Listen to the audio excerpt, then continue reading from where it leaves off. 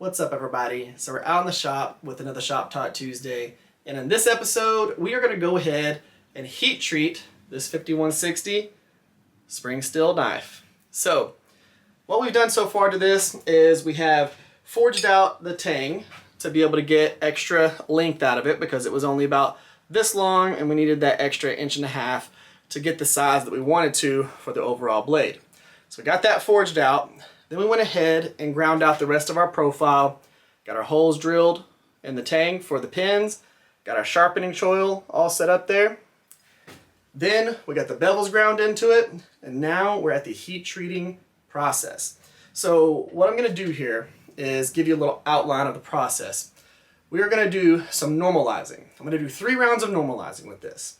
And normalizing is going to really relieve a lot of the stress and different things that happen to steel over its lifetime of being, flexed and used, especially something like a leaf spring that's actually been on a vehicle and it's had a lot of stress done to it, plus the amount of forging that we did to it. We're going to take and do 3 rounds of normalizing. My first round is going to be about 1550 to 1575 degrees. We're going to heat it up to that, then we're going to let it cool to room temperature.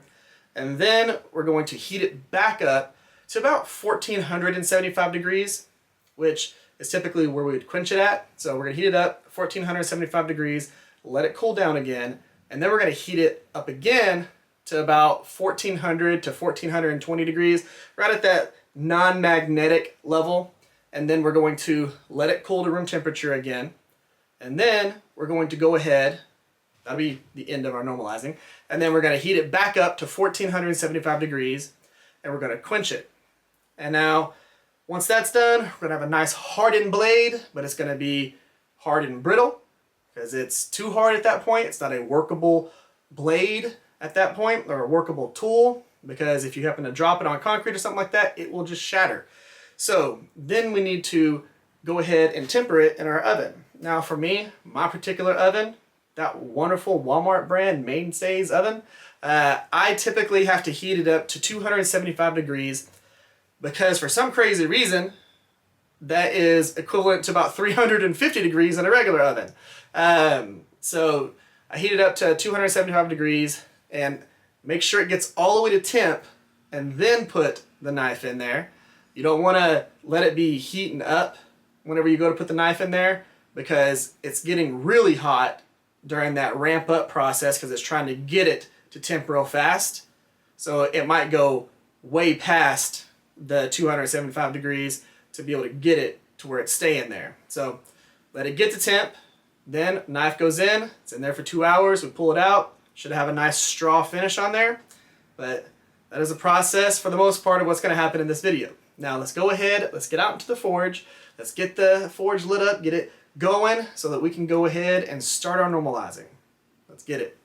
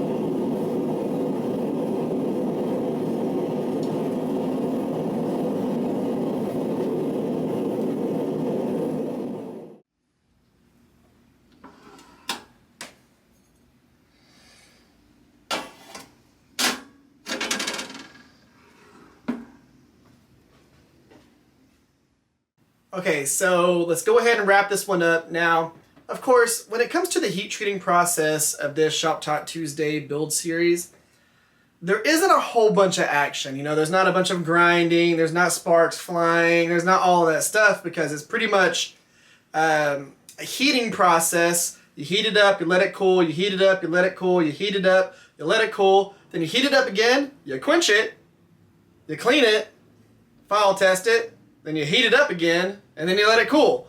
It's just a bunch of that repetitive heating and cooling motions and actions. But when it comes to this particular episode in this series, it's more information than it is action. So one of the things that I want to start off with in this is, if you're going to start heat treating your own blades, you need to do the research. There are all kinds of forums that you can go on to see what the heat treating process is for the steel that you're trying to work with.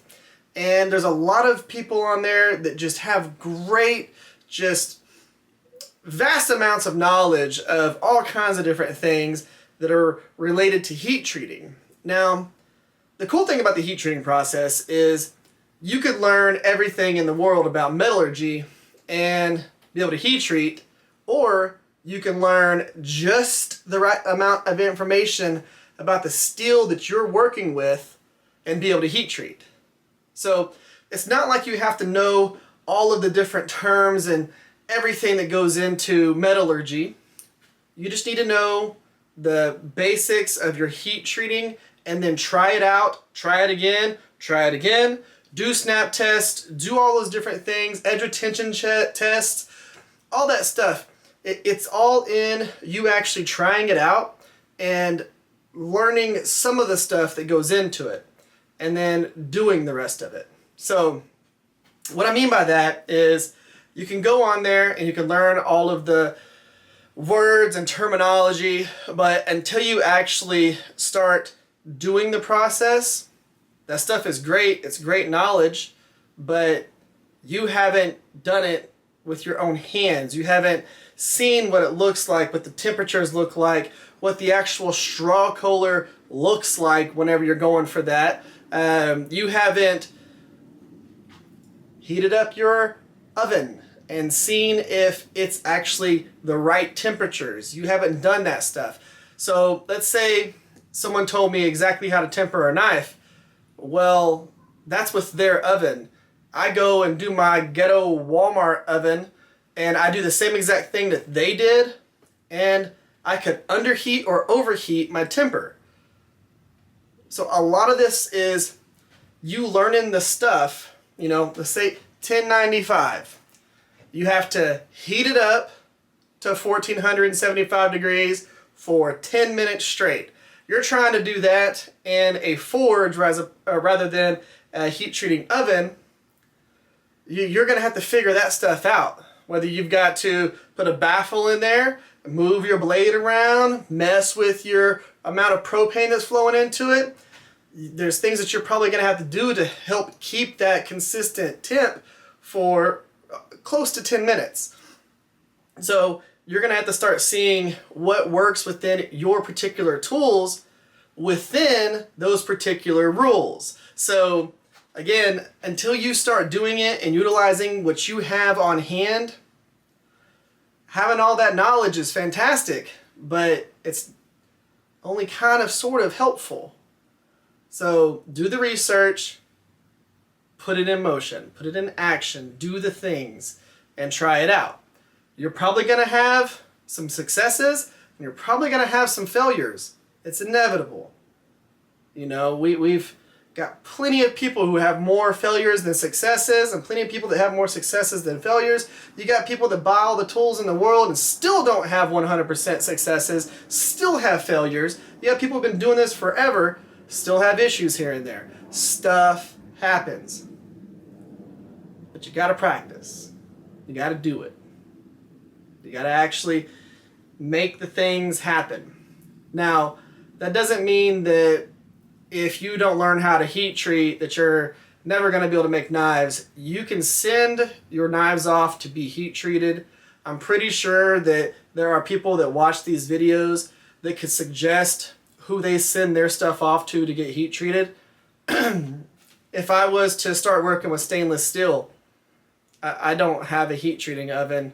I don't have the ability to heat treat that. So I would have to send that stuff off and get it heat treated and sent back to me. So, you know, it is what it is. It's the reason why I don't do stainless steel. But my point is, do your research, put that research into action, try that stuff out. Don't be afraid to Google your questions. Let's say you want to work with 1084. You can easily just Google heat treating 1084, and it's going to give you forums that are based on that particular question and answering that, giving you the different options, things that have worked for people, things that haven't worked for people. All that information's out there. You don't have to go and buy some book, read the whole entire book just to learn how to heat treat one type of steel. Just Google it, figure it out. Don't think that you have to learn all of the stuff in the world in order to be able to do something. And then the other thing that I would suggest is pick a steel and stick with it. If you're a new knife maker, pick a type of steel and work with that. Y'all see what I pretty much work with. I do a lot with 5160. I'm very comfortable with it, so why wouldn't I keep making knives with that? I do branch out and use 15N20, 1080, 1084, 1095. I use 80 CRV2. I use a lot of those particular steels because they heat treat roughly around the same range, and you can easily do most of them in a forge without having an oven. So, you know, I always suggest pick something, stick with it, get really good at that before you branch out to something else. But again, research, research, research, Google, Google, Google, utilize those things, and you will start having successful builds. Guys, that's pretty much the end of this one. I am going to do a small little recap. So, we started off with normalizing. Went through our different temps. 1550 to 1575, let it cool down. 1475, let it cool down. 1400 to 1420, let it cool down. That ended our normalizing cycles. Then we went into the actual heat treating process where we heated it up to 1475, so 1475 degrees, and then we quenched it in 120 degree peanut oil. Let it cool just a little bit. Foul test it. You don't want to instantly foul test it directly out of the oil. So let it cool just a little bit. Foul test it. Everything's good. Awesome. Clean it.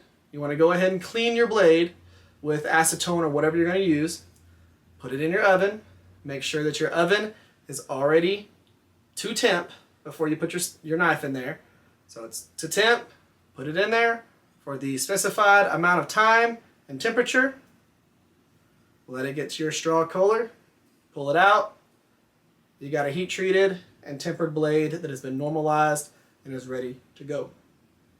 There you go, guys. That's the end of this one. If y'all would, give this video a thumbs up, share this video, one of my other videos. If you haven't yet, make sure you subscribe to the channel. We've got a new build series starting on this Friday. There you go, guys. Thank y'all for coming by. Thank y'all for spending your time with me. Y'all have an amazing day. Y'all stay safe out there, and I will catch y'all next time. Man, this is going to look awesome. Guys, see you later.